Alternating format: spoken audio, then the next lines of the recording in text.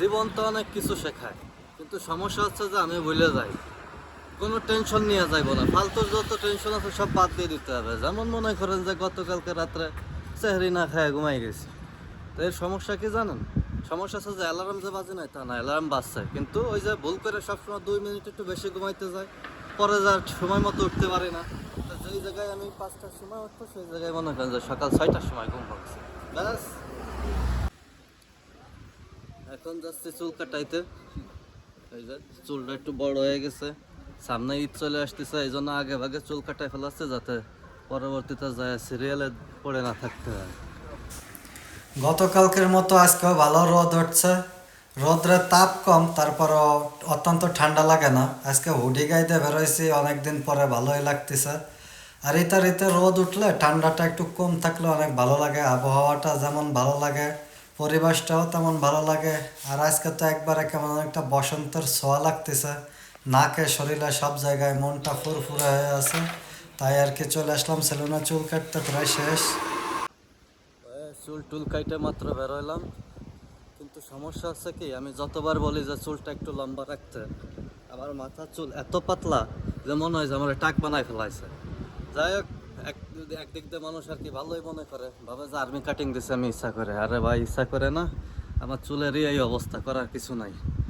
যাই হোক, আজকে আমাদের এখানে 28 রোজা, আর আগামীকালকে রোজা থাকলে জানা যাবে যে রোজা 30টা হবে নাকি 29টা হবে। এখন আর কি যাচ্ছি বাংলা এলিমেন্টারিতে, মানে বাংলা দোকানে। বন্ধুর বাসায় কিছু ইফতার দেবো, তাই কিছু মাল জিনিস কিনতে যাব।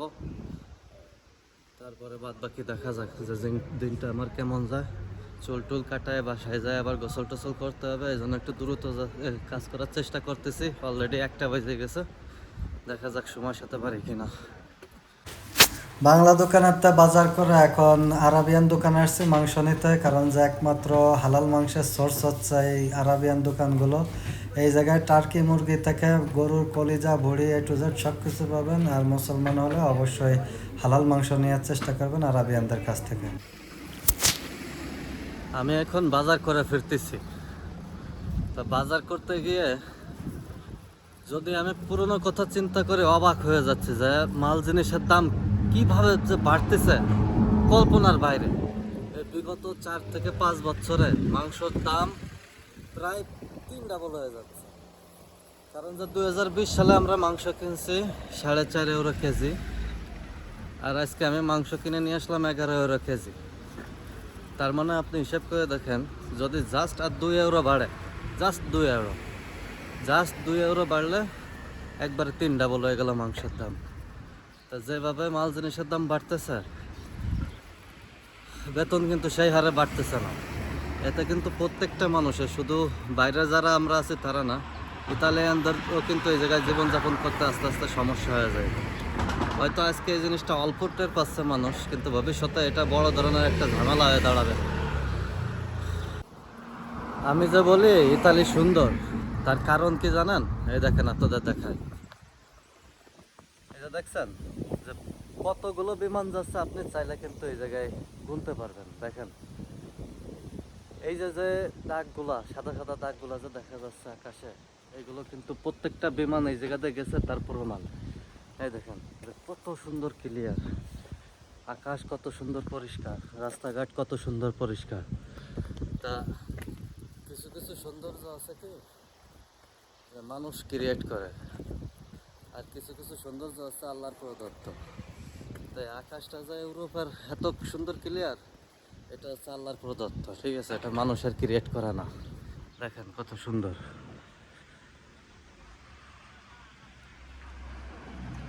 ওই পাশে তো লিটারালি যুদ্ধ চলতেছে। এই যে যে 2টা বিমান আসতেছে, মনে হচ্ছে যে একটা আর একটার সাথে পাল্লা দিয়ে যুদ্ধ করে আসতেছে। আর এই সব কিছুই কিন্তু এই যে ফুটপ্রিন্ট রেখে যাচ্ছে বিমানগুলো। এটাই হচ্ছে আমার সবচেয়ে বড় ভালো লাগে, যেদিনকে আর কি উজ্জ্বল রোদ উজ্জ্বল দিন থাকে, এই জিনিসটাই আমার সবচাইতে ভালো লাগে। ছোট মানুষের মতো লাগে, কিন্তু আমার এই জিনিসটা ভালো লাগে। আগে যেমন মাথার উপর দিয়ে বিমানগুলো বলতাম এই বিমান নিয়ে যা, তা এখন বলি না, কিন্তু মনের ভিতরে এরকম একটা ফিল আসে, এই বিমান আমার একটু দেশে নিয়ে যা। বাসায় মাংস টাংস রেখে আবার বের হয়েছি, কারণ যে আমি তেল আর কর্নফ্লাওয়ার নিতে ভুলে গেছি। তা আজকে বাসায় কিন্তু একেবারে আয়োজন চলতেছে ইফতারের, বন্ধুর বাসায় ইফতারি দেবো। তা আজকে আপনাদেরকে কিন্তু আমি সম্পূর্ণ দেখাবো যে কী কী ইফতারির আইটেম আমি বন্ধুর বাসায় দিচ্ছি বা কী কী ইফতারি চলতেছে।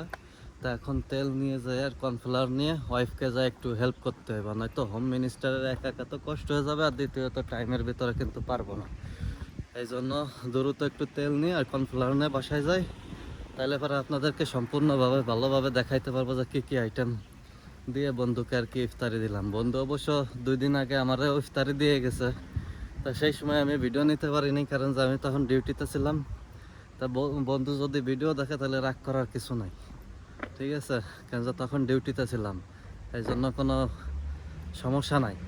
তা কী কী আমি বন্ধুর বাসায় পাঠাই সেগুলো আপনাদেরকে দেখাবো একটু পরে আর কি। তো চলেন আগে তেল টেল নিয়ে তারপর আমি বাসায় যাই তারপরে বিস্তারিত দেখাচ্ছি।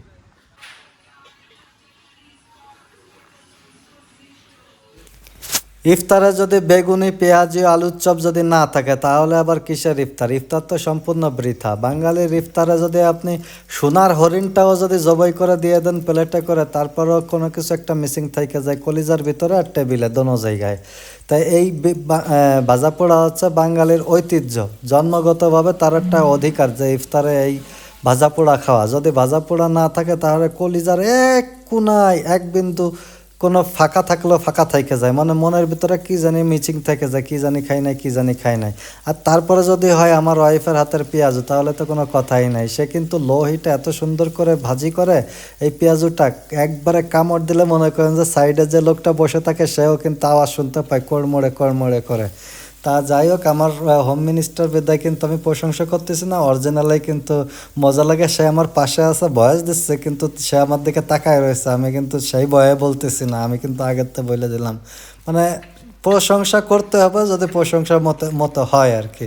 তা প্রশংসার মতো হয়েছে বিদায় প্রশংসা করতেছে। এই পাশে ভাজা পড়ার পরে এই জায়গায় পকেট রুটি কাটা হচ্ছে, সরি পকেট ব্রেড, কেন যে ইংলিশে না বললে আবার মান সম্মান ক্ষুণ্ণ হইতে পারে। এই ব্রেড পকেটটা আবার ব্রেড ক্রামস দিয়ে কোটিং করা। এখানে আবার কিছু জিনিস কিন্তু অলরেডি আমরা ভেজে রাখছি, আর কিছু জিনিস এখনও ভাজতে বাকি, যেমন এই জায়গায় আলুর চপ এবং ডিমের চপটাও কিন্তু ব্রেড ক্রামস দিয়ে কোটিং করা। এখন পকেটের ভিতরে মাল জিনিস ঢোকানো হচ্ছে। এখানে একটা লেটুস পাতা দিয়ে, মুরগির কিমা দিয়ে, আরও মায়োনেজ টায়োনেজ দিয়ে, এই যে যেমন এখানে মায়োনেজ দিয়ে দেখেন কত সুন্দর উপরে দিয়ে দিচ্ছে, আর দেখতেও কত সুন্দর লাগতেছে, আর খেতে তো অসাধারণ। না খেলে আপনি বুঝতে পারবেন না। যদি বাসার আশেপাশে থেকে চলে আসতে পারেন। নুডলসের উপরেও একটু মায়োনেজ দিয়ে যাচ্ছে, আর নুডলসটা কিন্তু চিকেন দিয়ে ক্যাপসিকাম দিয়ে রান্না হয়েছে, সেই সুন্দর ফ্লেভার আসতেছে। আর এটা যদি আপনি সামনে দেখেন না, তাহলে তো আর কি বলবো। এখানে অনেক ধরনের ইফতার বানানো হয়েছে, সব কিছুই আমাদের কমপ্লিট। এখন টেবিলটা একটু সাজিয়ে আপনাদেরকে আমি আস্তে আস্তে সবগুলোর নাম বলে দিচ্ছি যে কী কী ইফতার আমাদের যাচ্ছে বন্ধুর বাসায়।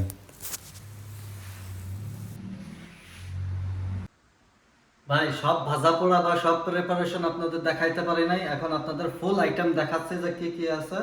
এই যে ফ্রুট কাস্টার্ড, উপরে আছে বাদাম, আর এই ফ্রুট কাস্টার্ডের ভিতরে আছে কিউই, ব্যানানা, আর হচ্ছে আপেল, আর এখানে আছে চিড়া, কলা, আর দই, টক দই। আর এটার নাম কি আমি শুনিনি হোম মিনিস্টার কাছে, এটার নাম কি? এটা বুন্দিয়ার বরফি। ওকে, বুন্দিয়ার বরফি এটা। আর এটা হচ্ছে নুডলস, আর এখানে ছোলা বোনা, খেজুর, এই জায়গায় এটা ডিমের চপ, আর এটা চিজ বল, আর এটা হচ্ছে পকেট চিকেন ব্রেড পকেট, ওই যে কিছু একটা আর কি, ঠিক আছে। আর এই জায়গায় হচ্ছে মালাই রোল, এই জায়গায় আছে আপনার ওটা হচ্ছে চিকেন স্যান্ডউইচ, আর এটা জানি কি বলছে, প্যাটিস বলছে। ওকে, এই জায়গায় আছে রোল, চিকেন রোল, আর এই জায়গায় chicken rap, chicken rap, samosa. এই যে এটা আছে ওই জায়গায় ধরতেছিল না, মানে এই জায়গায় ধরতেছিল না বিধায় ওই জায়গায় রাখা হয়েছে। এই যে আছে bread pocket, chicken bread pocket, আর আমাদের এই যে দেশি খাবার। আর এটা হচ্ছে আমাদের দেশি খাবার, এটা যে বাচ্চা কাচ্চা 6 মাসের তার সেও হইতে পারছে না, আমাদের সেই মজার পেঁয়াজু, মজার আলুর চপ, এটার কথা না বললেই নয়। আর এটা ছাড়া একটা ইফতারি বাঙালির হয়। তারপরে আমাদের আছে বেগুনির কালারটা কিন্তু অনেক জোস আইছে, তাই না? অনেক জোস আইছে কিন্তু। আর আমার হোম মিনিস্টারের হাতের জেলাবি জেলাবি জেলাবি ছাড়া কি আর ইফতারি? আচ্ছা, তাহলে আমরা কয়টা আইটেম দিছি আপনাদের সাথে কাউন্ট করি। 1 2 3 4 5 6 7 8 9 10 11 12 13 14 15 16 17 18 19 19 20 ওইখানে 20, সমুচা 20 ধরা হয় নাই। হ্যাঁ হ্যাঁ, এই জায়গায় 20 পদ। এখানে আর কি আছে, শরবতটা দিতে পারলাম না বন্ধু, সরি। আর আমি বাটি কয়টা দিছি, কারণ আমার সবচাইতে বড় সমস্যা হচ্ছে বাটি নিয়ে, ঠিক আছে? আমার বন্ধু কিন্তু আমার বাটি ফেরত দিতে চায় না, তো আমি বাটি কাউন্ট করে রাখি, বক্স আর কি, সরি। আর এটা শুধু আমার বন্ধু না, এটা মানে বাঙালি প্রত্যেকটা পরিবারের একটা সমস্যা, সেটা হচ্ছে বক্স ফেরত না দেওয়া। আচ্ছা, এই যে কাউন্ট, আপনারা সাক্ষী, ঠিক আছে? 1 2, এই যে এই দুইটাই আমার বন্ধু, ঠিক আছে? না, আমাদের। সরি, কোনটা আমাদের? বড়টা। না, হ্যাঁ, এটা এটা আমাদের। এটা বন্ধুর না, এটা আর এটা বন্ধুর না। হ্যাঁ, ওকে।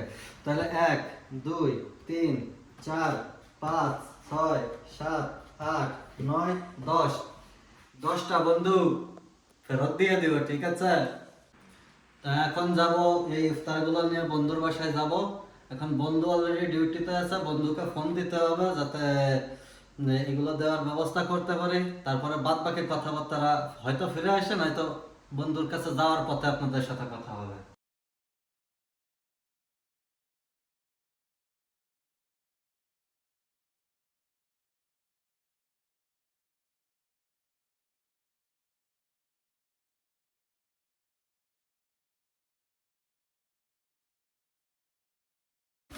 বন্ধুর বাসায় ইফতার দিয়ে এসে এখন নিজেকে শায়েস্তা করার জন্য মেশিনটা তুলে নিলাম, আর মনে করেন যে আমি ট্রিম করা শুরু করে দিলাম।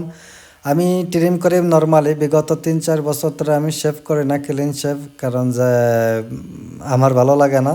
তাই আর কি এই মেশিনটা নিয়ে নিছি। চুল কাটলেও, সেলুনে চুল কাটলেও বাসায় আমি ট্রিম করি। তার কারণ যে ওই জায়গায় আবার এক্সট্রা 5 ইউরো নেয়, এই জন্য।